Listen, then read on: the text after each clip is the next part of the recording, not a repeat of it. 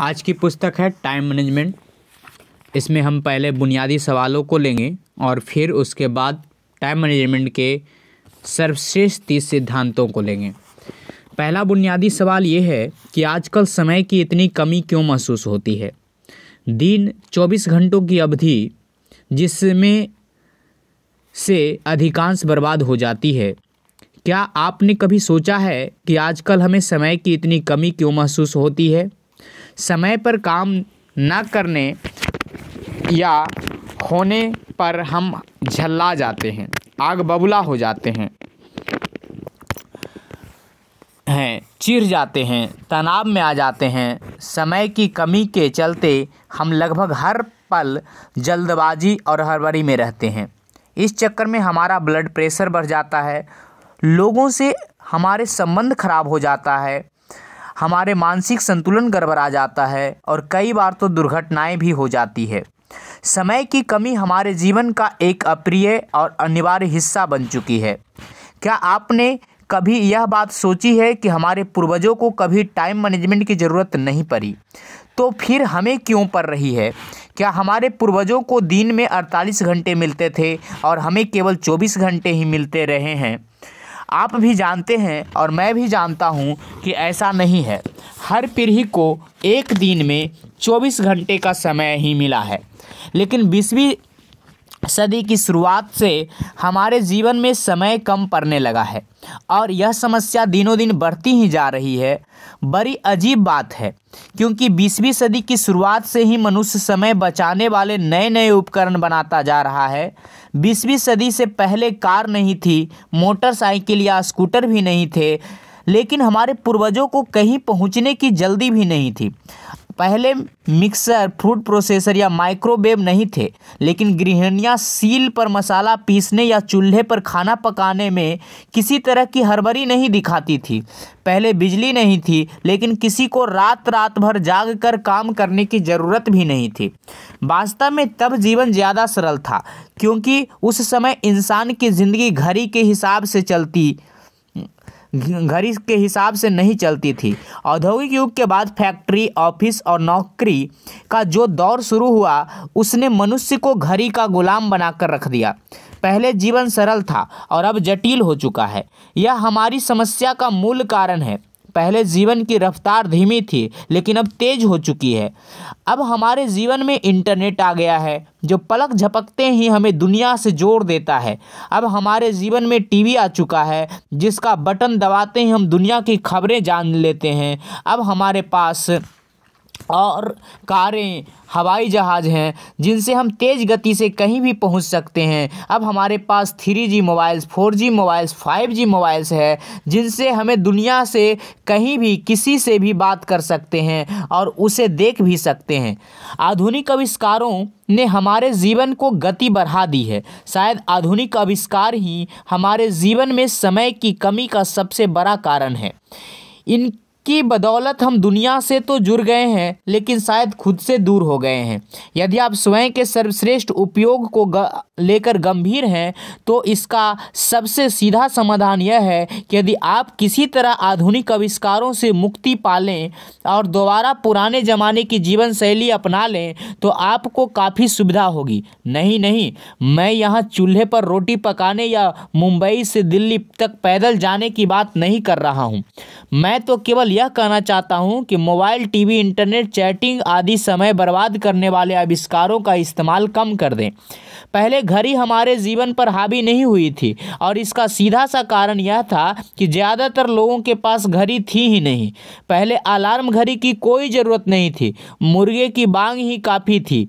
तब 8-18 की लोकल पकड़ने का कोई तनाव नहीं रहता था। तब कोई काम सुबह 9 बजे हो या 9:15 बजे, कोई खास फर्क नहीं पड़ता था, लेकिन आज पड़ता है। कई बार सवाल जवाबों से ज़्यादा महत्वपूर्ण होते हैं। दुनिया बहुत तेज़ी से बदल रही है। अब बड़े छोटों को नहीं हराएंगे, अब तो तेज़ धीमों को हराएंगे। तो इस पुस्तक को आगे पढ़ने से पहले यह बात अच्छी तरह से समझ लें कि diabetes, high blood pressure, cholesterol और हृदय रोगों की तरह ही समय की कमी भी एक आधुनिक समस्या है जो आधुनिक जीवन शैली का परिणाम है। यदि आप इस समस्या को सुलझाना चाहते हैं तो आपको अपने जीवन शैली को बदलना होगा। याद रखें, दुनिया नहीं बदलेगी, बदलना तो आपको ही है। यदि आप अपने जीवन शैली और सोच को बदल लेंगे तो समय का समीकरण भी बदल जाएगा। जैसा अल्बर्ट आइंस्टाइन ने कहा था, हम जिन महत्वपूर्ण समस्याओं का सामना करते हैं उन्हें सोच के उसी स्तर पर नहीं सुलझाया जा सकता है जिस पर हमने उन्हें उत्पन्न किया था। अब गेंद आपके पाले में है। अपनी सोच बदलें, जीवन शैली बदलें और समय का उचित प्रबंधन करके अपना जीवन बदल लें। इस संदर्भ में आधुनिक प्रबंधन के पितामह पीटर एफ ड्रकर की बात याद रखें, जब तक हम समय का प्रबंधन नहीं कर सकते तब तक हम किसी भी चीज़ का प्रबंधन नहीं कर सकते। आधुनिक औद्योगिक युग की सबसे प्रमुख मशीन भाप का इंजन नहीं बल्कि घड़ी है। दूसरा बुनियादी सवाल है कि आपके पास दरअसल कितना समय है। आप यह कैसे कह सकते हैं कि आपके पास पर्याप्त समय नहीं है? आपके पास एक दिन में उतने ही घंटे हैं जितने Helen care, Louis Pasteur, Michael Angelo, mother Teresa, Leonardo da Vinci, Thomas Jefferson और अल्बर्ट आइंस्टाइन के पास। विधाता ने किसी को सुंदरता ज़्यादा दी है तो किसी को कम दी है, किसी को बुद्धि ज़्यादा दी है तो किसी को कम दी है, किसी को दौलत ज़्यादा दी है तो किसी को कम दी है, लेकिन समय उसने सबको बराबर दिया है, एक दिन में 24 घंटे। समय ही एकमात्र ऐसी दौलत है जिसे आप बैंक में जमा नहीं कर सकते। समय का गुजरना आपके हाथ में नहीं होता, यह तो घड़ी की सुई के साथ लगातार आपके हाथ से फिसलता रहता है। आपके हाथ में तो बस इतना रहता है कि आप इस समय का कैसा उपयोग करते हैं। अगर सदुपयोग करेंगे तो अच्छे परिणाम मिलेंगे, अगर दुरुपयोग करेंगे तो बुरे परिणाम मिलेंगे। ध्यान देने वाली बात यह है कि हमारे पास कहने को तो 24 घंटे होते हैं, लेकिन वास्तव में इतना समय हमारे हाथ में नहीं होता। सच तो यह है कि समय के एक बड़े हिस्से पर हमारा कोई नियंत्रण नहीं होता। 8 घंटे की नींद में चले जाते हैं और 2 घंटे खाने पीने, तैयार होने व नित्य कर्म आदि में चले जाते हैं, यानी हमारे हाथ में दरअसल 14 घंटे का समय ही होता है।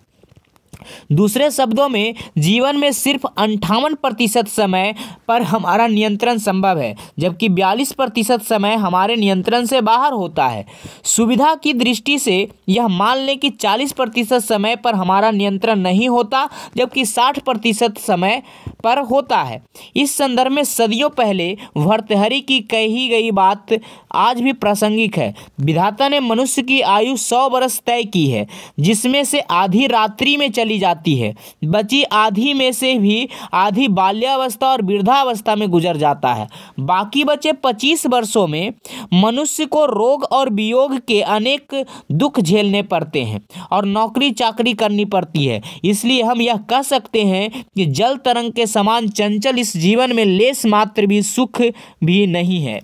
समय अनमोल है, क्योंकि वास्तव में समय ही संसार की एकमात्र ऐसी चीज़ है जो सीमित है। अगर आप दौलत गवा देते हैं तो दोबारा कमा सकते हैं, घर गवा देते हैं तो दोबारा पा सकते हैं, लेकिन अगर समय गवा देते हैं तो आपको वही समय दोबारा नहीं मिल सकता। हमारे पास जीवन में बहुत कम समय है और यह समय सीमित है। यदि हम अपनी अपेक्षित आयु 100 वर्ष मान लें तो हमारे पास जीवन में कुल 36,500 दिन होते हैं। इसी समय हिसाब लगाकर देखें कि 36,500 दिनों में से आपके पास कितने दिन बचे हैं जिनमें आपको अपने जीवन का लक्ष्य प्राप्त करना है। नीचे दी गई गणना में आसान होगी कि खुद जान लें कि आपके पास लगभग कितना समय है। जीवन के कुल दिन, गुजर चुके दिन, शेष बचे दिन। अगर जीवन में कुछ करना है, कुछ बनना है, कुछ पाना चाहते हो तो यह अनिवार्य है कि हम समय का सर्वश्रेष्ठ उपयोग करना सीख लें, ताकि इस धरती पर अपने सीमित समय में हम वह सब हासिल कर सकें जो हम हासिल करना चाहते हैं, चाहे वह दौलत हो या शोहरत हो, सुख हो या सफलता हो। खोई दौलत मेहनत से दोबारा हासिल की जा सकती है, खोया ज्ञान अध्ययन से, खोया स्वास्थ्य चिकित्सा से, संयम से, लेकिन खोया समय हमेशा हमेशा के लिए चला जाता है। कैलेंडर से धोखा न खाएं। साल भर में केवल उतने ही दिन होते हैं जितना आप उपयोग करते हैं। एक व्यक्ति साल भर में केवल एक सप्ताह का मूल्य प्राप्त करता है, जबकि दूसरा व्यक्ति एक सप्ताह में पूरे साल का मूल्य प्राप्त कर लेता है। तीसरा बुनियादी सवाल, आपका समय कितना कीमती है? समय आपके जीवन का सिक्का है। यह आपके पास मौजूद इकलौता सिक्का है और सिर्फ आप ही यह तय कर सकते हैं कि इसे कैसे खर्च किया जाए। सतर्क रहें, वरना आपके बजाय दूसरे लोग इसे खर्च कर देंगे। कहा जाता है समय ही धन है, परंतु यह कहावत पूरी तरह सच नहीं है। सच तो यह है कि समय सिर्फ संभावित धन है। अगर आप अपने समय का सदुपयोग करते हैं तभी आप धन कमा सकते हैं।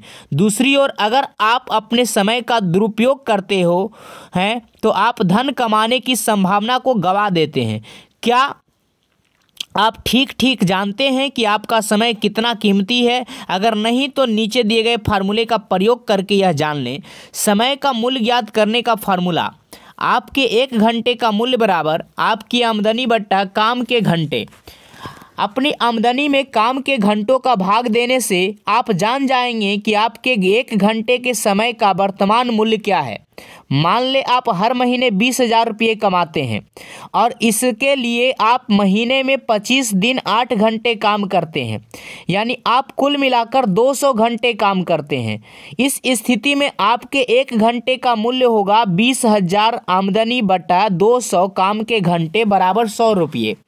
इस उदाहरण से यदि आप रोज 1 घंटे का समय बर्बाद करते हैं तो आपको हर दिन 100 रुपये का नुकसान हो रहा है, यानी 1 साल में 36,000 रुपये। यदि आप हर दिन 2 घंटे बर्बाद करते हैं तो इसका मतलब है कि आपको हर साल 72,000 रुपये का नुकसान हो रहा है। यह अभ्यास करने के बाद आपकी आंखें खुल जाएगी। इससे एक तो आपको यह पता चल जाएगा कि समय की बर्बादी करने से आपको कितना आर्थिक नुकसान हो रहा है, इसीलिए आप समय बर्बाद नहीं करेंगे। दूसरे, इससे अगर आपको यह आभास होता है कि आपके समय का वर्तमान मूल्य संतोषजनक नहीं है तो आप उसे बढ़ाने के उपाय खोजने लगेंगे। इस फार्मूले का सिर्फ एक बार प्रयोग करने से ही आपके जीवन में चमत्कारी परिवर्तन हो जाएंगे। आप समय के उपयोग को लेकर सतर्क हो जाएंगे। आप समय बर्बाद करना छोड़ देंगे। आप अपने समय के बेहतर उपयोग के तरीके खोजने लगेंगे।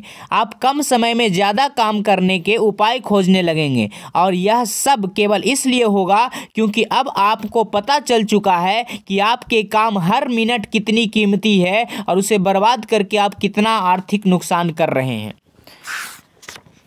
आधुनिक मनुष्य उन चीज़ों को खरीदने लायक पैसा कमाने के पीछे पागल है जिनका आनंद वह व्यस्तता के कारण नहीं ले सकता।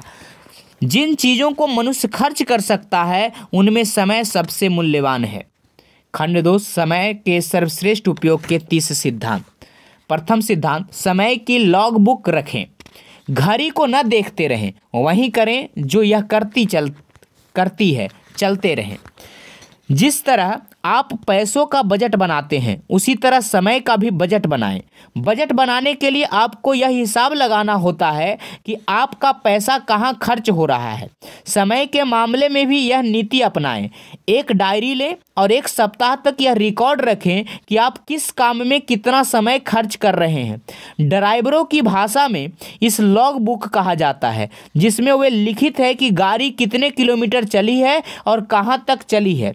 समय की अपनी लॉग बुक में आप कितना बारीकी हिसाब रखेंगे आपको उतना ही ज़्यादा फायदा होगा। और हाँ, लॉग बुक के पहले कॉलम में गतिविधि के बजाय घंटे लिखें ताकि कोई महत्वपूर्ण अंतराल न छूट जाए। जैसे सुबह 6 बजे से 6:30 बजे तक उठना, चाय बनाना, नित्य कर्म करना, 6:30 से 7 बजे तक पड़ोसी से बातचीत करना, अखबार पढ़ना, 7 से 7:30 टीवी न्यूज़ देखना, 7 बजे से 8 बजे तक नहाना, पूजा पाठ करना। इस टाइप से आप पूरे दिन भर तक, जब तक कि शाम में 6 बजे सुबह तक आप करें, दिन भर मोबाइल फ़ोन पर बातचीत करें, ये सबको जोड़ लें। आप चाहे तो लॉग बुक बनाने का काम कंप्यूटर में एक्सेल सीट पर भी किसी अन्य सॉफ्टवेयर पर भी कर सकते हैं। इससे एक सप्ताह तक अपने हर घंटे का संक्षिप्त वर्णन लिखें। गारंटी है कि इससे आपकी आंखें खुल जाएगी। इससे आपको यह पता चल जाएगा कि आपका समय किन गतिविधियों या कामों में लग रहा है। मोबाइल फ़ोन पर आपने कितनी देर बातचीत की है, उसके लिए रात को अपने मोबाइल का कॉल रजिस्टर देखकर अवधि दर्ज कर लें। इंटरनेट पर आपने कितना समय दिया है, यह भी कंप्यूटर की घड़ी देखकर दर्ज कर लें। एक सप्ताह बाद रविवार को बैठकर इसे पूरे रिकॉर्ड को अच्छी तरह विश्लेषण करें, ताकि आपको पता चल जाए कि आप कितना समय इंटरनेट, मोबाइल फ़ोन, टीवी या सामाजिक मेल मिलाप में खर्च कर रहे हैं। देखिए, इंसान मूलतः आलसी होता है, इसलिए आपके मन में भी इस अभ्यास से बचने का प्रलोभन जागृत हो सकता है। आप यह सोच सकते हैं कि लॉग बुक रखने की क्या ज़रूरत है। आप यह भी सोच सकते हैं कि आपको अच्छी तरह मालूम है कि आपका समय कहाँ जा रहा है, लेकिन ऐसा हरगिज न करें। लॉग बुक को वह महत्वपूर्ण बुनियाद समझें जिसकी नींव पर समय प्रबंधन का महल खड़ा है। इसलिए खुद को अनुशासित करें और समय के सर्वश्रेष्ठ उपयोग के दूसरे सिद्धांत पर पहुंचने से पहले लॉग बुक रखें। देखिए, लॉग बुक एक तरह से आपके समय के खर्च का एक्सरे है। जब आप बीमार होने पर डॉक्टर के पास जाते हैं तो वह सटीक बीमारी का पता लगाने के लिए मेडिकल टेस्ट और एक्सरे करवाता है। एक्सरे की तरह ही यह लॉग बुक भी जरूरी है, क्योंकि इसके विश्लेषण से ही आपको सटीकता से पता चलेगा कि आपके समय प्रबंधन की मूल समस्या क्या है। यह कभी न भूलें कि समय प्रबंधन की पहली आवश्यकता यह जानना है कि आपका समय कहाँ और कितना खर्च हो रहा है। लॉग बुक का विश्लेषण इस दृष्टि से करें कि आपके द्वारा किए गए कौन से काम महत्वपूर्ण हैं और कौन से महत्वहीन, कहाँ से समय निकाला जा सकता है और किन कामों को पूरी तरह आंशिक रूप से छोड़ा जा सकता है। जीवन का एक मूलभूत नियम यह है कि किसी नई चीज़ को करने के लिए आपको कोई पुरानी चीज़ छोड़नी होगी। अगर आपको कोई चीज़ पानी है तो उसकी कीमत चुकानी होगी। अब चूंकि आप समय का सर्वश्रेष्ठ उपयोग करना चाहते हैं, इसलिए उसके लिए आपको कीमत तो चुकानी ही होगी। अतः पुरानी चीज़ों को छोड़ने के लिए अपना दिल पत्थर कर लें और उतनी ही निर्ममता से विश्लेषण करें जितनी निर्ममता से कोई सर्जन आपके सीन पर चीरा लगाता है। समय की फिजूल खर्ची को जायज और तर्कसंगत साबित करने के प्रलोभन से बचें। उतनी ही निष्पक्षता से विश्लेषण करें जैसे यह आपके नहीं किसी दूसरे के समय आवंटन की लॉग बुक है। आपके विश्लेषण का उद्देश्य यह पता लगाना है कि कौन सी गतिविधि निरर्थक है या किन गतिविधियों में आप ज़रूरत से ज़्यादा समय दे रहे हैं, जिन्हें छोड़कर या जिनमें कटौती करके आप अपना समय खाली कर सकते हैं। गहराई से सोचें, क्योंकि अपने समय को खाली किए बिना आप नई गतिविधियां शुरू नहीं कर सकते। अगले सिद्धांत में आप आर्थिक लक्ष्य तय करेंगे जिन्हें हासिल करने के लिए आपको अतिरिक्त समय की ज़रूरत होगी, लेकिन आपको अतिरिक्त समय तभी मिल सकता है जब आप कुछ पुरानी गतिविधियों को छोड़ने का संकल्प करके अपना समय खाली कर लें। विश्लेषण करते समय लाल पेन से उन विवरणों पर गोला लगा दें जो आपको अपनी प्रगति के लिए महत्वहीन लगता है, जैसे टीवी देखना या मोबाइल फ़ोन पर लंबी बातचीत करना या दोस्तों के साथ पार्टियों में जाना। यदि आप पूरी गंभीरता से विश्लेषण करेंगे तो आपको अपने समय आवंटन से कई सुराख दिख जाएंगे। इस तरह आप चुटकियों में ही अपने कई घंटे खाली कर लेंगे जिन्हें आप अनुत्पादक कामों के निकाल कर उपयोगी कार्यों में लगा सकते हैं। देखिए, अगर लॉग बुक रखने से पहले कोई आपसे पूछता कि आप कितना समय बर्बाद करते हैं तो आप तैस में आकर जवाब देते, मैं तो जरा भी समय बर्बाद नहीं करता। यह इंसान का स्वभाव होता है। वह यह मानता है कि वह जो कर रहा है सही कर रहा है। इसका मूल कारण यह है कि वह जानता ही नहीं है कि वह कुछ गलत कर रहा है। अगर उसे मालूम होता कि वह कोई गलत चीज़ कर रहा है तो वह उसे करता ही नहीं। समय प्रबंधन के संदर्भ में दरअसल दोष आपका नहीं है। वास्तव में आपको तो यह एहसास ही नहीं है कि आपका कितना समय अनावश्यक रूप से खर्च हो रहा है और कहाँ हो रहा है। यह एहसास तो लॉग बुक रखने के बाद ही होता है। इसलिए समय के सर्वश्रेष्ठ उपयोग का पहला सिद्धांत है, लॉग बुक रखें। सिर्फ वही इतिहास मूल्यवान है जो हम आज बनाते हैं। जिसे करना हमारी शक्ति में है उसे न करना भी हमारी शक्ति में है। जो लोग अपने समय का सबसे बुरा उपयोग करते हैं वहीं सबसे पहले इसकी कमी का रोना रोते हैं।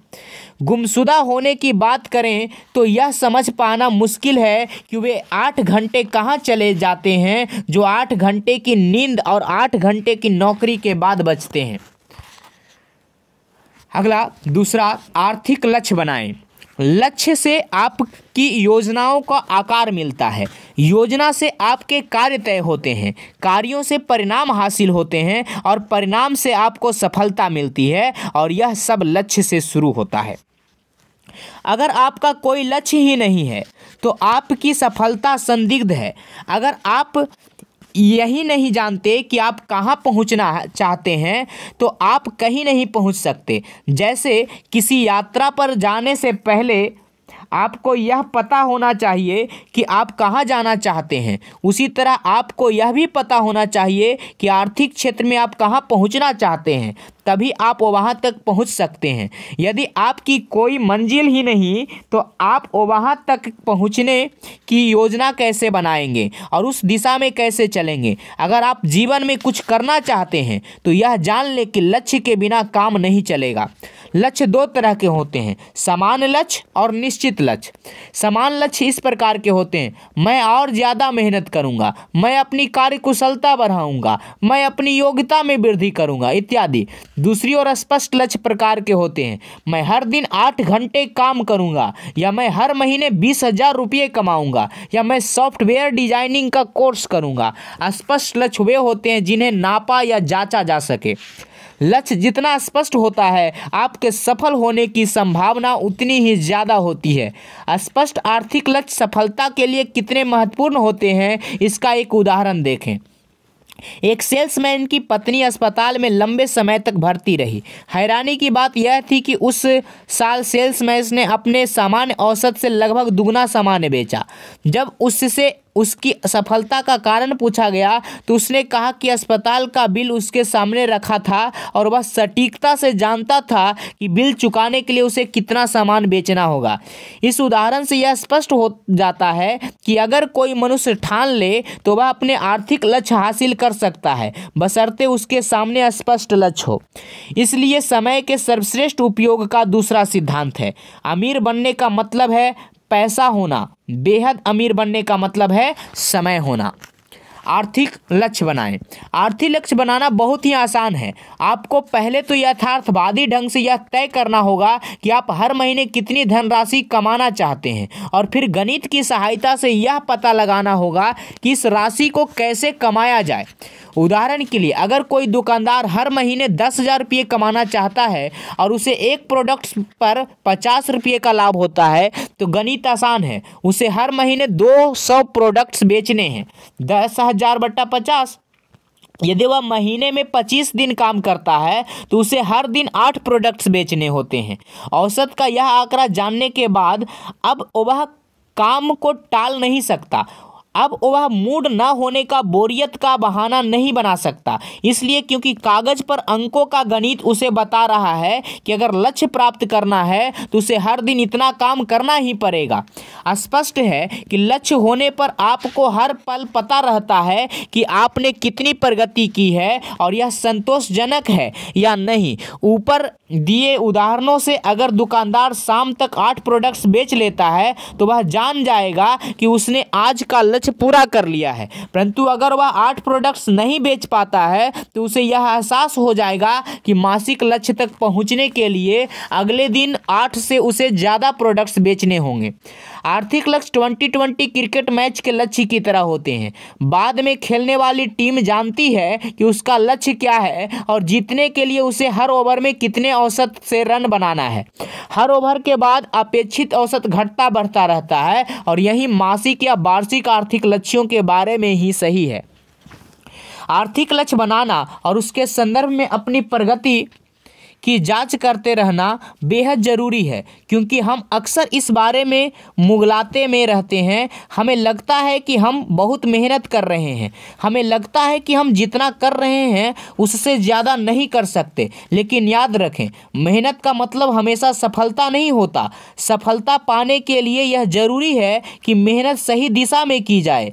आर्थिक विश्लेषण से हमें यह पता चल जाता है कि हम सही दिशा में मेहनत कर रहे हैं या नहीं। देखिए, महत्वपूर्ण बात यह नहीं है कि आपका इनपुट क्या है, महत्वपूर्ण बात यह है कि आपका आउटपुट क्या है। यानी महत्वपूर्ण बात यह नहीं है कि आप कितनी मेहनत कर रहे हैं, बल्कि यह है कि आप कितने सफल हो रहे हैं। संसार हर उस व्यक्ति को जगह देने के लिए एक तरफ हट जाता है जो जानता है कि वह कहाँ जा रहा है।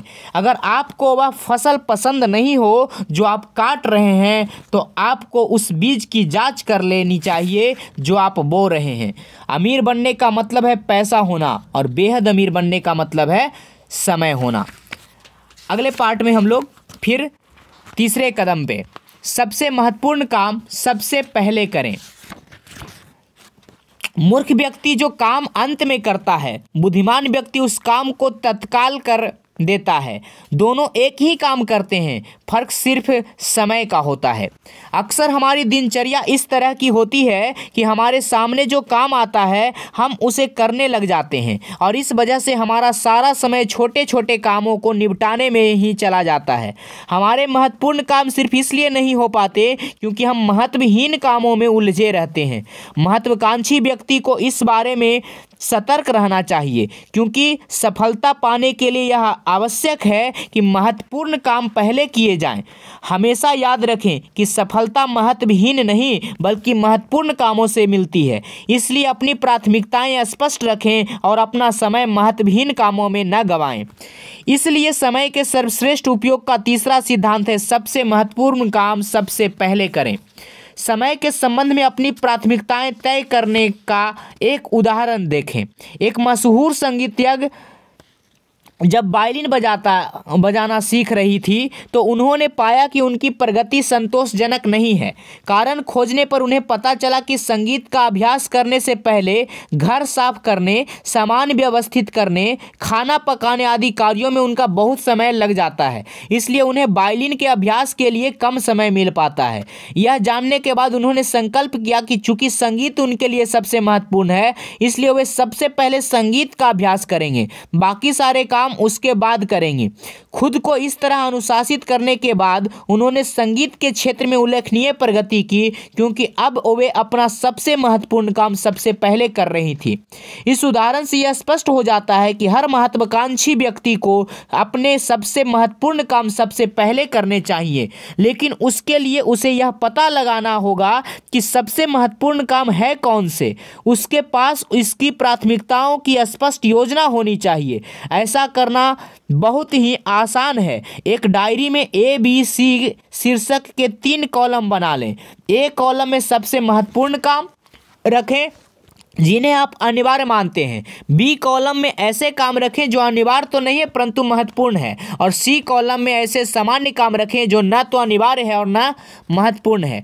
दिन में सबसे पहले A कॉलम के पहले काम यानी A1 काम से शुरू करें। जो सबसे अनिवार्य काम होगा उसे पूरा करने के बाद आप इसी काम से दूसरे काम करने में जुट जाएं, और इस तरह A कॉलम के सारे काम निपटा लें। A कॉलम के बाद B कॉलम के काम शुरू करें और इसके बाद समय बचने पर ही C कॉलम के काम की ओर जाएं।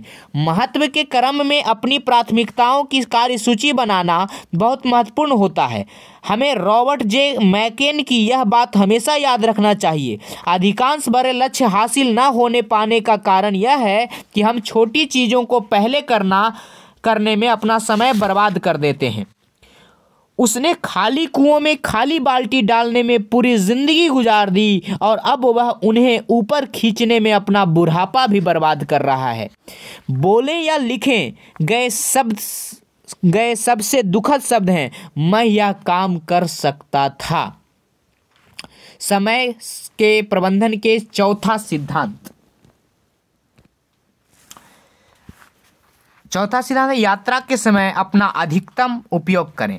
सफल व्यक्ति ऐसे काम करने की आदत डाल लेता है जिन्हें असफल लोग नहीं करना चाहते। हालांकि सफल व्यक्तियों को भी वे काम अच्छे नहीं लगते, लेकिन उद्देश्यों की याद रखते हुए वे नापसंद कार्यों में मुंह नहीं मोड़ते। हर सफल व्यक्ति अपने 24 घंटे में ज़्यादा से ज़्यादा उपयोगी काम करना चाहता है।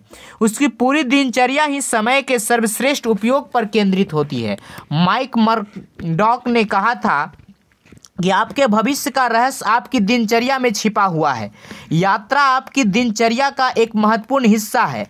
आज हर व्यक्ति बहुत सी यात्राएं करता है जिनमें उनका बहुत समय लगता है। फर्क सिर्फ इतना होता है कि जहां आम व्यक्ति यात्रा के समय में हाथ पर हाथ धरकर बैठता है, वहीं सफल व्यक्ति अपने बहुमूल्य समय का अधिकतम उपयोग करता है। इसलिए समय के सर्वश्रेष्ठ उपयोग का चौथा सिद्धांत, यात्रा के समय का अधिकतम उपयोग करें। महात्मा गांधी यात्रा करते समय नींद लेते थे ताकि वे तरोताज़ा हो सकें। नेपोलियन जब सेना के साथ युद्ध करने जाते तो रास्ते में पत्र लिखकर अपने समय का सदुपयोग करते। एडिसन अपने समय की बर्बादी को लेकर इतने सचेत थे कि किशोरावस्था में जब वे रेल में यात्रा करते थे तो अपने प्रयोग में जुटे रहते। माइक्रोसॉफ्ट के संस्थापक बिल गेट्स यात्रा के दौरान मोबाइल पर जरूरी बातें करके इस सिद्धांत पर अमल करते हैं।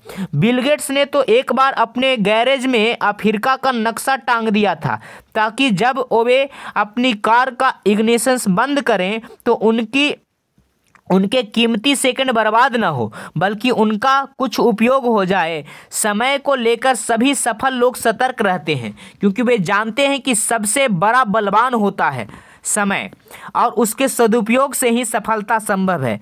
आप और हम भी अपनी यात्रा के समय का लाभ उठा सकते हैं। नौकरी पेशा लोगों को घर से ऑफिस तक की यात्रा में काफ़ी समय लग जाता है और सेल्समैन का तो अधिकांश समय यात्रा में ही बीतता है।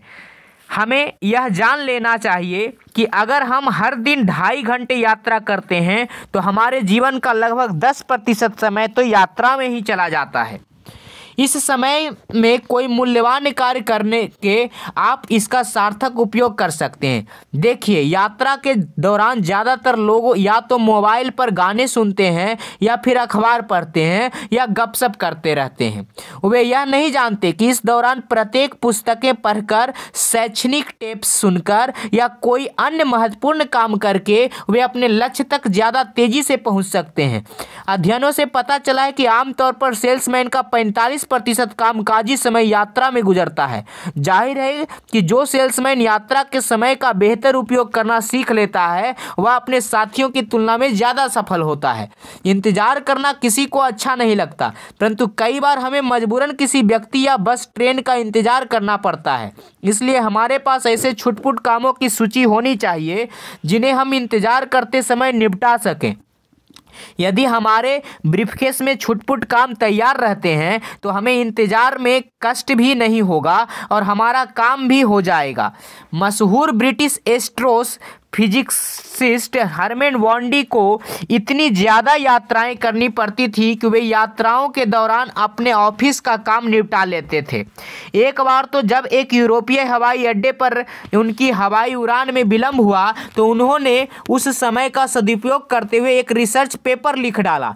इसे कहते हैं यात्रा के समय का सदुपयोग। जब आपके मन में किसी काम को करने की प्रबल इच्छा होती है तो समय निकल ही आता है। फ्रेडरिक नीत्शे की बात याद रखें, जब किसी मनुष्य के पास रखने के लिए ज्यादा सामान होता है तो दिन की पोशाक में 100 जेब होती है। समय का ध्यान रखेंगे तो समय भी आपका ध्यान रखेगा।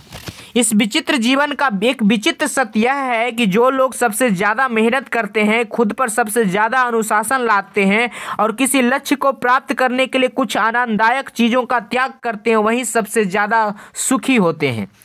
यदि आप समय का मूल्य नहीं जानते तो आपका जन्म शोहरत के लिए नहीं हुआ है। हर दिन समय जो छोटे छोटे अंतराल देता है उनमें बहुत कुछ किया जा सकता है जिन्हें अधिकांश लोग बर्बाद कर देते हैं। समय सर्वश्रेष्ठ प्रबंधन के 5वां सिद्धांत, काम सौंपना, डेलीगेशन सीखें। टाइम मैनेजमेंट दरअसल बहुत से छोटे बिजनेस मालिकों के लिए समस्या होती है और इसका कारण यह है कि उन्हें बहुत सारा काम खुद करना पड़ता है, छोटे कामों से लेकर बड़े कामों तक सब कुछ। कोई भी इंसान सब कुछ नहीं कर सकता। बहरहाल कई लोग हर काम खुद करने की कोशिश करते हैं और जाहिर है वे असफल होते हैं। हर व्यक्ति यह चाहता है कि अपने महत्वपूर्ण काम वह खुद करे, लेकिन एक निश्चित ऊंचाई पर पहुंचने के बाद प्रगति करने के लिए दूसरों को काम सौंपना अनिवार्य हो जाता है। बिजनेस की शुरुआत में तो व्यक्ति सारे काम खुद कर सकता है, परंतु बिजनेस बढ़ने के बाद काम इतने बढ़ जाते हैं कि सहयोगियों के बिना तरक्की नहीं हो सकती। ऐसे में अगर वह सही सहयोगी खोजकर उन्हें काम सौंपना, डेलीगेशन सीख ले तो वह आगे की प्रगति कर सकता है। अगर वह यह नहीं सीख पाता तो भविष्य में उसकी प्रगति की संभावना धूमिल हो जाती है। बहरहाल दूसरों को महत्वपूर्ण काम सौंपना आसान नहीं होता। दूसरों की योग्यता, बुद्धि, क्षमता और निष्ठा पर भरोसा करना आसान नहीं होता, लेकिन बड़ी सफलता हासिल करने के लिए ऐसा करना अनिवार्य होता है। इसके बाद ही सच्ची प्रगति संभव है, क्योंकि अब आप अकेले नहीं हैं। अब आपके पास एक टीम है जिसकी वजह से आपका समय कई गुना बढ़ जाता है और आप उसका सदुपयोग करके उस ज़्यादा तेज़ी से अपनी मंजिल पर पहुंच सकते हैं। इसलिए समय के सर्वश्रेष्ठ उपयोग का 5वां सिद्धांत है, काम सौंपना सीखें। ज़्यादातर लोगों के साथ एक बड़ी समस्या यह है कि वे हर काम खुद करने की कोशिश करते हैं। वे दूसरों को काम नहीं सौंपना चाहते, क्योंकि उन्हें लगता है कि मैं इससे ज़्यादा अच्छी तरह से कर सकता हूं या मैं इसे दूसरों से ज़्यादा जल्दी कर सकता हूं। उन्हें यह समझ ही नहीं आता है कि बड़ी सफलता पाने के लिए उन्हें दूसरों को काम सौंपना ही होगा, चाहे यह उन्हें पसंद हो या ना हो। प्रगति की राह में एक ऐसा मोड़ आता है जहां भविष्य में प्रगति करने के लिए दूसरों को काम सौंपना अनिवार्य हो जाता है। इसलिए बेहतर होगा कि आप काम सौंपने की कला सीख लें। काम सौंपने के लिए आपको सिर्फ इतना करना है कि आप किसी सही व्यक्ति को खोजकर उसे काम सौंप दें। यानी जो लोग छोटी छोटी चीज़ों में उलझे रहते हैं वे बड़े काम नहीं कर पाते। यानी कि ऐसा व्यक्ति चुने जिसमें उस काम को अच्छी तरह से करने की क्षमता और इच्छा हो। फिर उसे बता दें कि उसे क्या करना है, कैसे करना है और कब तक करना है। इसके बाद आप सौंपे गए काम और उसके पूर्ण होने की तारीख को अपनी डायरी में लिख लें। डेलीगेशन या काम सौंपने का तरीका इतना ही आसान है। सौंपे गए काम की प्रगति की निगरानी करना अच्छी बात है, लेकिन यह भी ध्यान रखें कि ज़्यादा निगरानी में आपका समय बर्बाद होता है और सामने वाले को बुरा भी लग सकता है कि आप उसकी क्षमता और योग्यता पर भरोसा नहीं कर रहे हैं। काम सौंपने की कला में निपुण होने के लिए सिर्फ 2 चीज़ों की ज़रूरत होती है। यह पता लगाना कि कौन से काम सौंपे जा सकते हैं और किसे। बस इतनी सावधानी बरतें कि अति गोपनीय या अत्यंत महत्वपूर्ण काम दूसरों को सौंपने के बजाय खुद करें। जो लोग छोटी छोटी चीज़ों में उलझे रहते हैं वे बड़े काम नहीं कर पाते। अमीर लोग समय में निवेश करते हैं और गरीब लोग धन में निवेश करते हैं। समय सर्वश्रेष्ठ उपयोग का 6वां सिद्धांत, पैरेटो के 20-80 के नियम को जानें। व्यस्त होना ही काफ़ी नहीं है, व्यस्त तो चींटियां भी होती है। सवाल यह है कि आप किस काम में व्यस्त हैं। पैरेटो का 20-80 का नियम समय के सर्वश्रेष्ठ उपयोग के लिए बहुत महत्वपूर्ण है, क्योंकि इसे जानने के बाद हम समय का बेहतर उपयोग कर सकते हैं। पैरेटो के अनुसार आपकी 20% प्राथमिकताएं आपको 80% परिणाम देगी, बशर्ते आप अपने शीर्षस्थ 20% प्राथमिकताओं पर अपना समय, ऊर्जा, धन और कर्मचारी लगाएं। यानी हमें अपने 80% परिणाम 20% समय में मिलते हैं। इसका यह अर्थ भी है कि हमारे समय का अधिकांश हिस्सा यानी 80% सिर्फ 20% परिणाम हासिल करने में बर्बाद होता है। यदि हम अपने समय का सर्वश्रेष्ठ उपयोग करना चाहते हैं तो यह आवश्यक है कि हम उस 20% सार्थक समय का पता लगाएं और जहां तक संभव हो उसे बर्बाद होने से बचाएं। यही नहीं, हमें उस 80% समय का भी पता लगाना चाहिए जिसमें हम सिर्फ 20% परिणाम ही हासिल कर पाते हैं। ऐसा करने पर हम अपने सार्थक समय के अनुपात को बढ़ा सकते हैं और निरर्थक समय को कम कर सकते हैं। योजना बनाते समय पैरेटो के 20-80 प्रिंसिपल का पालन करने के से आपकी सफलता में आशातीत वृद्धि होती है, क्योंकि इससे आप यह महत्वपूर्ण तथ्य जान जाते हैं कि कौन सा समय आपके सफलता में कितना योगदान दे रहा है। इसलिए समय के सर्वश्रेष्ठ उपयोग का छठा सिद्धांत है पैरेटो के 20-80 के नियम को जानें। पैरेटो का नियम अप्रत्यक्ष रूप से हमें पूर्णतावाद या परफेक्शन के प्रति भी सावधान करता है। यह बताता है कि हम 80% काम 20% समय में ही पूरा कर लेते हैं और बचे हुए 20% काम में 80% समय बर्बाद करते हैं, सिर्फ इसलिए क्योंकि हम उस काम को आदर्श तरीके से करना चाहते हैं। कई बार परफेक्शन या पूर्णता का आग्रह समय की बर्बादी का कारण बन जाता है और व्यक्ति को असफल करा सकता है। यदि आपको लगता है कि आप कड़ी मेहनत करने के बावजूद सफल नहीं हो रहे हैं, तो पैरेटो के सिद्धांत को आजमा कर देखें। इससे आप यह जान जाएंगे कि आप किस काम में कितनी मेहनत कर रहे हैं। देखिए, वास्तविक संसार में यह महत्वपूर्ण नहीं होता कि आप कितनी कड़ी मेहनत करते हैं, महत्वपूर्ण तो यह होता है कि आप कितनी बुद्धिमानी या चतुराई से मेहनत करते हैं। यह पता लगाना सफलता के लिए बहुत जरूरी है कि आप अपने लक्ष्य का पीछा करने में कितना समय लगा रहे हैं और छोटे छोटे कामों में कितना समय बर्बाद कर रहे हैं। अक्सर ऐसा होता है कि हम अपना समय छोटे छोटे कामों में लगा देते हैं। हम यह सोचते हैं कि पहले आसान और छोटे काम निपटा लें, इसके बाद आराम से अपने महत्वपूर्ण या बड़े काम निपटा लेंगे। बहरहाल बाद में जाकर हमें इस दुखद तथ्य का एहसास होता है कि महत्वपूर्ण या बड़े कामों के लिए हमारे पास समय बचा ही नहीं। यदि आप पैरेटो के सिद्धांत को याद रखेंगे तो ऐसा कभी नहीं होगा। यदि आप अपनी परिस्थितियों को बदलना चाहते हैं तो अलग तरीके से सोचना शुरू करें। शास्त्रों का ज्ञान असीमित है और सीखने के विषय बहुत सारे हैं। हमारे पास सीमित समय है और सीखने की राह में कई बाधाएं हैं। इसलिए सीखने के लिए सबसे महत्वपूर्ण चीज़ ही चुनें। जिस तरह हंस दूध में मिले पानी को छोड़ देते हैं और सिर्फ दूध पीते हैं। समय प्रबंधन के 7वां सिद्धांत पार्किंसंस के नियम और इसके लाभ। बुरी खबर यह है कि समय उड़ता है और अच्छी खबर यह है कि आप इसके पायलट हैं। समय के सर्वश्रेष्ठ उपयोग के लिए पार्किंसंस के नियम को जानना बहुत आवश्यक है। पार्किंसंस का नियम है, काम उतना ही फैल जाता है जितना इसके लिए समय होता है। इसका अर्थ यह है कि हमारे पास जितना काम होता है, हमारा समय भी उसी के अनुरूप फैलता या सिकुड़ता है। यानी अगर हम कम समय में ज़्यादा काम करने की योजना बनाएंगे तो समय फैल जाएगा और वे सारे काम उसी अवधि में पूरे हो जाएंगे। दूसरी ओर अगर हम उतने ही समय में कम काम करने की योजना बनाएंगे तो समय सिकुड़ जाएगा और उतनी ही अवधि में हम कम काम कर पाएंगे। इसीलिए समय के सर्वश्रेष्ठ उपयोग का 7वां सिद्धांत है पार्किंसंस के नियम का लाभ। लक्ष्य जितना बड़ा होगा, उपलब्धि भी उतनी ही बड़ी होगी। एक दिवसीय क्रिकेट मैच का उदाहरण देखें। जब दूसरी टीम पहली टीम द्वारा निर्धारित लक्ष्य का पीछा करती है तो इस बात से फर्क नहीं पड़ता कि उसके सामने 50 ओवर में जीत के लिए 225 रनों का लक्ष्य है या 275 रनों का या 375 रनों का। लक्ष्य चाहे जो हो, आमतौर पर उसे अंतिम 3-4 ओवर में ही हासिल किया जाता है।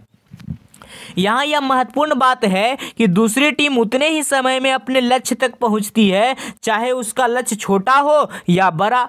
यह हमारे और आपके बारे में भी सही है। जो व्यक्ति बड़े लक्ष्य बनाता है वह अपने सीमित समय का सर्वश्रेष्ठ उपयोग करने में सफल हो जाता है, जबकि छोटे लक्ष्य बनाने वाला अपने समय का सीमित उपयोग ही कर पाता है। इसका एक और उदाहरण देखें। जब हम सैर सपाटा करने या लंबी छुट्टियां मनाने जाते हैं तो उससे कुछ दिन पहले हम अपने घर और ऑफिस में काम ताबड़तोड़ तरीके से निपटाने में जुट जाते हैं। उस सप्ताह में हम सामान्य से दुगना या तिगुना काम कर लेते हैं। हम फटाफट काम करते हैं और कम समय में ज़्यादा काम करते हैं, क्योंकि हमें निश्चित समय सीमा में काम निपटाकर छुट्टियां मनाना मनाने जाना है। हमारे पास समय कम होता है और काम ज़्यादा, लेकिन चूंकि हमारे सामने स्पष्ट लक्ष्य होता है इसलिए हम उसे हासिल कर लेते हैं और यह पार्किंसंस के नियम की वजह से संभव होता है। काम की प्रकृति से भी समय के फैलने या सिकुड़ने का संबंध होता है। जब किसी काम में हमारी रुचि होती है तो वह काम जल्दी हो जाता है। दूसरी ओर जब किसी काम में हमारी रुचि नहीं होती है तो वह देर से होता है। इसीलिए यह कहा जाता है कि वह व्यक्ति सौभाग्यशाली है जो अपने काम से प्रेम करता है, क्योंकि वह कम समय में ज़्यादा काम कर सकता है, ज़्यादा अच्छी तरह से काम कर सकता है और इस वजह से ज़्यादा सफल हो सकता है। जो ऊंची छलांग लगाना चाहता है उसे लंबा दौड़ना होगा। हर दिन इस तरह जिए जैसे यह आपका आखिरी दिन हो। समय प्रबंधन का 8वां सिद्धांत। सबसे महत्वपूर्ण चीज़ सबसे महत्वहीन चीज़ों की दया पर कभी नहीं छोड़ी जानी चाहिए। टेलीविज़न पर प्राइम टाइम में यानी रात 8 बजे से 10 बजे तक विज्ञापन की कीमत सबसे ज़्यादा होती है। विज्ञापन उतने ही समय का रहता है परंतु इसकी कीमत बढ़ जाती है। कीमत बढ़ने का कारण सिर्फ यह होता है कि वह विज्ञापन प्राइम टाइम में प्रसारित किया जाता है, जिससे इसे ज़्यादा दर्शकों द्वारा देखा जाता है। टेलीविज़न के प्राइम टाइम की अवधारणा से हम यह सीख सकते हैं कि हमारे आप के लिए भी दिन के 24 घंटे एक से नहीं होते। दिन के किसी खास समय आपकी ऊर्जा, विचार शक्ति, उत्साह और कार्य क्षमता बाकी समय की तुलना में अधिक होती है। यही आपका प्राइम टाइम है। ज़्यादातर लोगों के लिए सुबह का समय प्राइम टाइम होता है जब वे बड़े बड़े काम चुटकियों में कर सकते हैं, परंतु ध्यान रहे हर व्यक्ति का प्राइम टाइम अलग अलग होता है। कई लोगों के लिए रात का समय प्राइम टाइम हो सकता है और कईयों के लिए दोपहर का। आपका प्राइम टाइम चाहे सुबह का हो या रात का, महत्वपूर्ण बात इसे पहचानना है। आपका प्राइम टाइम कौन सा है यह पहचानना इसलिए ज़रूरी है ताकि आप अपने समय का सर्वश्रेष्ठ उपयोग कर सकें। अपने सबसे महत्वपूर्ण या रचनात्मक काम इसी दौरान करें ताकि वे अच्छी तरह से और जल्दी हो सके। अपने प्राइम टाइम से छुटपुट काम करने में उसे बर्बाद ना करें, क्योंकि छुटपुट काम तो आप बाकी के समय में भी कर सकते हैं। इसलिए समय के सर्वश्रेष्ठ उपयोग का 8वां सिद्धांत है अपने प्राइम टाइम में काम करें। यदि आप सुबह के समय ज़्यादा फुर्तीले, ऊर्जावान और चुस्त होते हैं यानी सुबह का वक्त आपका प्राइम टाइम है तो आप एक तरह से सौभाग्यशाली हैं। अगर आप दोपहर में एक झपकी ले लें तो आप एक दिन में 2 सुबह प्राप्त कर ले सकते हैं। दोपहर की झपकी के बाद आप लगभग उतने ही फुर्तीले, ऊर्जावान और चुस्त हो सकते हैं जितने कि सुबह थे। अक्सर इस बात को नज़रअंदाज कर दिया जाता है कि समय की यात्रा और गुणवत्ता में कोई सीधा संबंध नहीं होता। कई बार तो 1 घंटे में ही इतना कुछ हो जाता है जो आमतौर पर एक दिन में नहीं हो पाता। याद रखें, समय की यात्रा के बजाय उसकी सघनता और गुणवत्ता ज़्यादा महत्वपूर्ण है। सही समय पर पत्थर फेंकना गलत समय पर सोना देने से बेहतर है। काम के लंबे घंटे महत्वपूर्ण नहीं है, महत्वपूर्ण बात यह है कि वे ठोस और सघन हो। इसी को अंग्रेजी में क्वालिटी टाइम कहा जाता है। ध्यान रखें, वह व्यक्ति ज़्यादा सफल नहीं होता जो दिन में 8 घंटे काम करने का लक्ष्य बनाता है। ज़्यादा सफल तो वह व्यक्ति होता है जो दिन में 8 या 9 काम करने का लक्ष्य बनाता है। दोनों में फर्क सिर्फ इतना है कि पहला व्यक्ति समय की यात्रा को महत्व देता है और दूसरा समय की गुणवत्ता को, और इसी से उनकी सफलता में ज़बरदस्त फर्क पड़ता है। अपनी प्राथमिकताओं की समीक्षा करें और यह सवाल पूछें, हमारे समय का इस वक्त सबसे अच्छा उपयोग क्या है। समय प्रबंधन के 9वां सिद्धांत, स्वयं को व्यवस्थित करें। जो व्यक्ति 1 घंटा भी बर्बाद करने की हिमाकत करता है वह जीवन के मूल्य को नहीं समझ पाया है। अव्यवस्थित जीवन हमारे सामने कई मुश्किलें खड़ी कर देता है। इनमें से एक मुश्किल यह है कि हमारा समय न चाहते हुए भी अनावश्यक रूप से बर्बाद होता है, और दुखद बात यह है कि हम खुद ही इसके लिए दोषी होते हैं। इसलिए समय के सर्वश्रेष्ठ उपयोग का 9वां सिद्धांत है स्वयं को व्यवस्थित करें। अव्यवस्था का सबसे आम उदाहरण है कि किसी कागज या फाइल का न मिलना। अनुमान है कि ऑफिस में काम करने वाले लोगों किसी कागज या फाइल को खोजने में हर दिन लगभग 30 मिनट बर्बाद करते हैं। आलस या जल्दबाजी के कारण हम किसी चीज़ को सही जगह पर नहीं रखते और फिर उसे खोजने में ऑफिस या घर को अस्त व्यस्त कर देते हैं। अंत में हमें वह चीज़ किसी ऐसी जगह पर मिलती है जहां उसे रखा ही नहीं जाना चाहिए था। अव्यवस्था का एक और रूप है बीमारी। असंतुलित भोजन, अनियमित नींद, चिंता, तनाव और हानिकारक आदतों की वजह से अक्सर हम खुद ही बीमार हो को आमंत्रित करते हैं। समय का सर्वश्रेष्ठ उपयोग करने के लिए हमें व्यवस्थित जीवन जीना चाहिए ताकि बीमारी हमसे दूर ही रहे। हमें याद रखना चाहिए कि बीमारी की वजह से हमारे कई दिन बर्बाद हो सकते हैं, क्योंकि इस दौरान हम कोई रचनात्मक या चुनौतीपूर्ण कार्य करने की स्थिति में नहीं होते। बीमारी की वजह से समय की बर्बादी दुखद है, क्योंकि संतुलित आहार तथा नियमित व्यायाम द्वारा अधिकांश बीमारियों से बचा जा सकता है। अव्यवस्था का एक और रूप है आवश्यकता से अधिक या कम भोजन करना। अधिक भोजन करने के बाद हम सुस्त पड़ जाते हैं, हमारी एकाग्रता और ऊर्जा में कमी आ जाती है, जिस वजह से हमारा काम अच्छी तरह नहीं हो पाता है। दूसरी तरफ ज़रूरत से कम भोजन करना भी ठीक नहीं है, क्योंकि ऐसा करने पर हमें कमजोरी या सिर दर्द होने लगता है। हम जल्दी थक जाते हैं, चिड़चिड़े हो जाते हैं और इसी वजह से अपने काम को पूरी एकाग्रता और ऊर्जा के साथ नहीं कर पाते हैं। अव्यवस्था का एक और रूप है अनावश्यक चर्चा।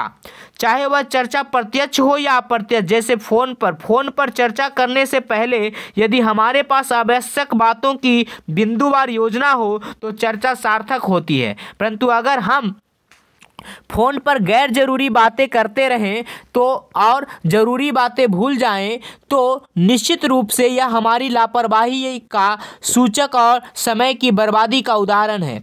अव्यवस्था का एक और आम उदाहरण है बिना अपॉइंटमेंट लिए किसी से मिलने चले जाना। यदि आपने अपॉइंटमेंट नहीं लिया है तो हो सकता है कि आपको मिलने के लिए अनावश्यक इंतजार करना पड़े और आपका समय बर्बाद हो। यह भी हो सकता है कि सामने वाला आपसे मिले ही नहीं और आपके आने जाने का पूरा समय बर्बाद हो जाए। यह ध्यान रखें कि अगर आपकी दिनचर्या व्यवस्थित है तो आपका जीवन भी व्यवस्थित होगा, और जब आपका जीवन व्यवस्थित होगा तो आपका सहजता से समय का सर्वश्रेष्ठ उपयोग कर पाएंगे। हर समय की तरह यह समय भी बहुत अच्छा है, बशर्ते यह जानते हो कि आपको इसका क्या करना है। दिन भी कितनी रहस्यमयी चीज़ होती है। कई बार वे पंख लगाकर उड़ जाते हैं और कई बार वे अंतहीन लगते हैं, लेकिन उन सभी में 24 घंटे ही होते हैं। ऐसा बहुत कुछ है जो हम उनके बारे में नहीं जानते हैं। 10वां सिद्धांत, टाइम टेबल बनाएं। हमारे पास समय की सबसे ज़्यादा कमी होती है, परंतु इसी का हम सबसे ज़्यादा दुरुपयोग करते हैं। जिस तरह पैसे की बर्बादी को रोकने के लिए बजट बनाना जरूरी है, उसी तरह समय की बर्बादी को रोकने के लिए टाइम टेबल बनाना जरूरी है। इसलिए समय के सर्वश्रेष्ठ उपयोग का 10वां सिद्धांत है टाइम टेबल बनाएं। आपका टाइम टेबल 2 तरह का हो सकता है, पूर्ण टाइम टेबल, संक्षिप्त टाइम टेबल। पूर्ण टाइम टेबल में आप पूरे 24 घंटे की योजना बनाते हैं, जबकि संक्षिप्त टाइम टेबल में आप सिर्फ सीमित समय की ही योजना बनाते हैं। आइए पूर्ण टाइम टेबल को देखें। 8 घंटे नींद, 2 घंटे नाश्ता, लंच, कॉफ़ी आदि में, 2 घंटे टीवी सीरियल न्यूज में, 1 घंटा ऑफिस में, 1 घंटा सामाजिक जीवन में, 2 घंटे पारिवारिक जीवन में, 8 घंटे कामकाज नौकरी में। संक्षिप्त टाइम टेबल में आप पूरे दिन की योजना नहीं बनाते, सिर्फ अपने कामकाज या बिजनेस के घंटों की योजना बनाते हैं। मान लें आप हर घंटे 8 घंटे काम करना चाहते हैं। इस स्थिति में आप खुद से कहते हैं मैं सुबह 9 बजे से दोपहर 1 बजे तक और दोपहर 2 बजे से शाम 6 बजे तक काम करूंगा। आपके टाइम टेबल में बाकी कामों की कोई योजना नहीं होती, इसमें सिर्फ आपके काम के समय की योजना होती है। यदि किसी दिन या किसी सप्ताह आपके पास ज़रूरत से ज़्यादा काम होता है तो उसे पूरा करने के लिए आप अपने टाइम टेबल में 1-2 घंटे का समय बढ़ा लेते हैं। ऐसी स्थिति में आप खुद से कहते हैं मैं सुबह 9 बजे से दोपहर 1 बजे तक और दोपहर 2 बजे से शाम 7 या 8 बजे तक काम करूंगा। संक्षिप्त टाइम टेबल बनाना और उसका पालन करना आसान है तथा शुरुआत में अच्छा है। यह व्यावसायिक लक्ष्य हासिल करने का बेहतर तरीका है। बहरहाल इस बात का ध्यान रखें कि संक्षिप्त टाइम टेबल आपको सिर्फ एक दिशा में सफलता दिलाता है, जबकि पूर्ण टाइम टेबल जीवन के हर क्षेत्र में सफलता दिलाता है, क्योंकि वह संतुलित और संपूर्ण होता है। बिना किसी योजना के जीवन जीना किसी दूसरे व्यक्ति के साथ टेलीविज़न देखने जैसा है जिसके हाथ में रिमोट कंट्रोल हो। सारा समय प्रबंधन योजना सारा समय प्रबंधन योजना से शुरू होता है। इस प्रकार से ये आपका प्रथम पार्ट समाप्त हुआ। अगले पार्ट में हम और भी 20 योजनाओं को देखेंगे। गुड लक, फिर मिलेंगे टाइम मैनेजमेंट के अगले पार्ट के साथ।